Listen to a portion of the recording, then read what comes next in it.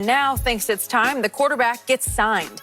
While discussing what the league can do moving forward, Hyde said signing Kaepernick would be the first step toward proving that the league is moving in a new direction. So, Shannon, do you want to see a team sign Kaepernick at this point? Only if it's merit-based. But, Skip, the NFL is in the damned if you do, damned if you don't. Because if they sign Colin Kaepernick, what will people say, Skip? You're only giving him a job because of what's going on in America currently. And if they give him a job and he doesn't make the team, what are they going to say, Skip? You ain't give him a fair opportunity anyway, just like that workout. So the NFL is not going to be able to win. The problem is that Cap was good enough 3 years ago to sign, and he didn't get signed. So now everybody's going to think if you sign him, you're only giving him a handout, basically, because of what's going on. Because he took a protest, he was at the front of that. He tried to warn you. You didn't listen. Now you're backtracking, saying you should have listened. So it was almost like you're giving him a handout. And then if he doesn't make it, well, they ain't give him a fair chance. They didn't want him to be in there because they didn't want him kneeling. They didn't want him corrupting other minds in the locker room. So I don't really know how the NFL wins. If Cap, and do we know if Cap still wants to play? We don't know that. Cap really haven't spoken about that. He hasn't. You can put videos out there all you want to, Skip. I mean, I can go out there and put shooting videos. That doesn't mean I want to play in the NBA. So Cap's going to have to tell somebody one way or another what's going on. But I just, at this juncture, Skip, I just don't see it.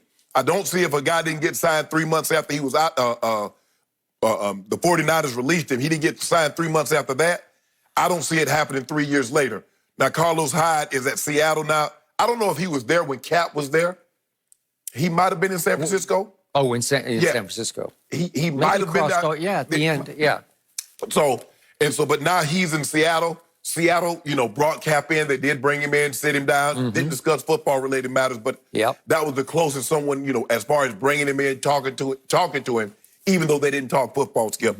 For me, I don't have a problem if the NFL is going to sign Cap and it's based on a merit, he's earned the right. But I just don't know how they win, Skip, because if you bring him in, everybody's going to think you're only doing it because you have to in this climate that we're in. And if he doesn't make it, they're going to say, you didn't really give Cap a fair chance anyway. So I don't really know how the NFL wins in this situation with Colin Kaepernick. I am with you on this one. But I want to remind everybody before I launch about just how great he was, especially for the first 2 years. He got thrown into the fire by Jim Harbaugh, and he relit that fire. And they went all the way to the last throw of the Super Bowl that should have been called pass interference, I believe. It was uncalled. They could have, maybe should have won the game. That's how great Colin Kaepernick was in his first go-round as a starter in place, obviously, of Alex Smith. Second year, he gets them all the way back to the NFC Championship game against the Legion of Boom in Seattle, and it goes to the last throw of the game, and Richard Sherman made a play on it in the end zone. So that's how close it was. So Colin, in his first 2 years, was 17-6 as a starter. That'll work, right? Good. Then the team started to decline, and obviously it's going to pull him down with it. So he goes 8-8 as a starter, then 2-6 when he had an abbreviated injury-plagued year. And then the final year was 1-10 as a starter. But he was 16 touchdowns to only 4 interceptions that year. And I thought 3 or 4 of those games on the road were really high-quality starts. Is he a starting? We all knew he was a starting quarterback, and a good one. I'm not going to say a great one, but a very good starting quarterback. And he well might still be. He would play next year at 32. Well, that's not too old. But to your point, 3 years away from football.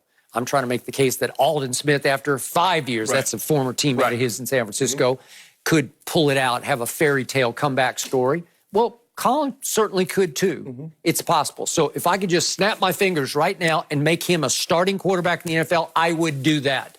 He deserves it. It's definitely not beneath his dignity, but a backup would be. Second string, third string. It's just, he's better than that. And to your point, it would come off as a sort of token sympathy move. Like what? Come on. He's better than that. So if I do the reality right now, Jacksonville.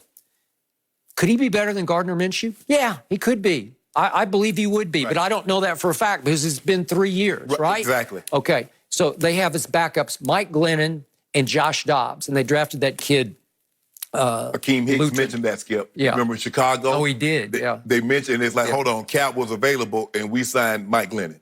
Okay. All right. And they drafted that kid out of Oregon State, Luton. Right. And so those are their